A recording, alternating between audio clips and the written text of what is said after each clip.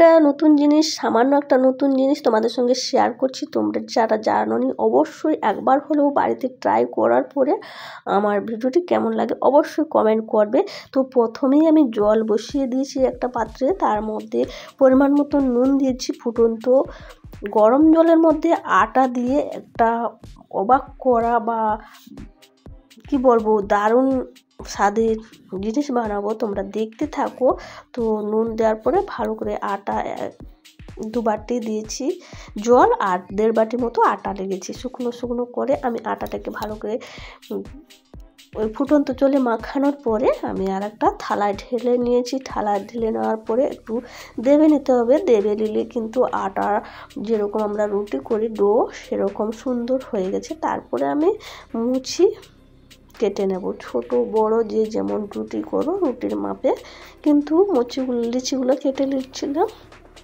লিচিগুলো কাটার পরে আমি এবার চাকতি আর বেলুন নিয়ে বসে পড়লাম।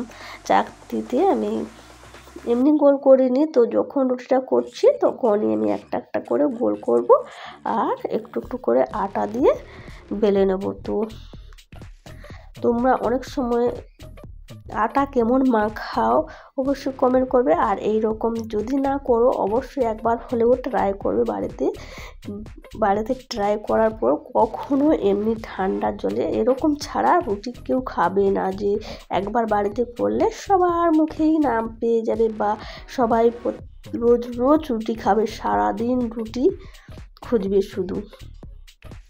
তো একদমই পাতলা, মানে যেমন আটা রুটি করি তার থেকেও পাতলা হবে আর একদম নরম তুলতুল করবে। 8 দিন রাখার পরেও রুটিটা কিন্তু এইরকম নরম তুলতুলেও থাকবে আর একদম পুরো মানে রুটিটা পুরো সবগুলোই ফুলে যাবে আর উনানে সেঁকতেও হবে না। আমি একাই তো তার জন্য একটা একটা বেলছি আর একটা একটা সেঁকছি।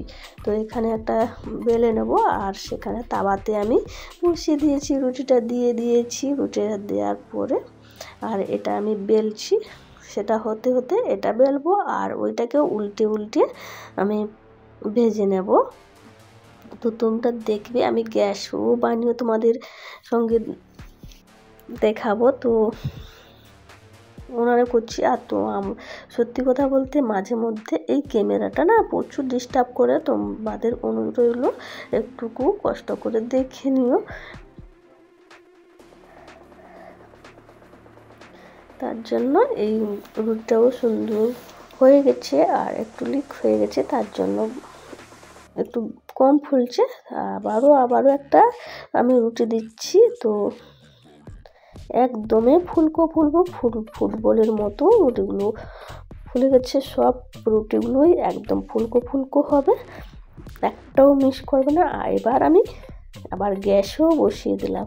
গ্যাসে হলে তো কোনো কথাই হবে না, গ্যাসটাকে মানে মাঝারি আঁচে রাখতে হবে আর বেলতে হবে। যখন একা করবে একটু মাঝারি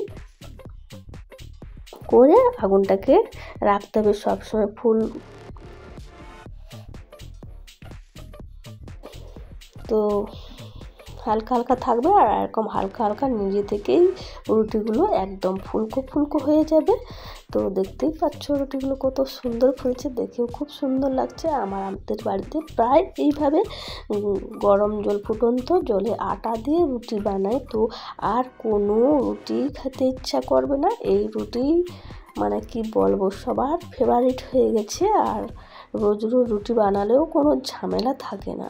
যাই তরকারি হোক রুটি যদি ঠিক ভালো হয়ে থাকে যে তরকারি ধুয়ে হোক খেয়ে নেবে। তো দেখতেই তো পাচ্ছ আর এত সুন্দর মানে হাত দেওয়ার সঙ্গে সঙ্গে মানে ছিঁড়ে যাচ্ছে। আর ওর সঙ্গে করেছিলাম ফুলকপির আলু দিয়ে একটু তরকারি বানিয়েছিলাম। তো আলু ফুলকপি আর রুটি আমার কমপ্লিট হয়ে গেছে। তোমাদের ভিডিওটি কেমন লাগলো অবশ্যই কমেন্ট করবে। আর যারা নতুন আছো আমার ভিডিও দেখছো চ্যানেলটিকে সাবস্ক্রাইব করেনি তাদের জন্য অনুরোধ রইল যে চ্যানেলটিকে সাবস্ক্রাইব করার জন্য। নিত্য নতুন ভিডিও ছাড়ার সঙ্গে সঙ্গে তাদের কাছে নোটিফিকেশান ঢুকে যাবে। আবার আমি এখানে প্লেটে বেড়ে নিলাম। তো রুটি দুটো আর এক বাটি তরকারি আমি খাওয়ার জন্য সবাইকে দিচ্ছি। তোমরা ততক্ষণে ভালো থেকো, সুস্থ থেকো, সাবধানে থেকো। Tata, bye bye. পরবর্তী ভিডিওটি দেখাচ্ছে।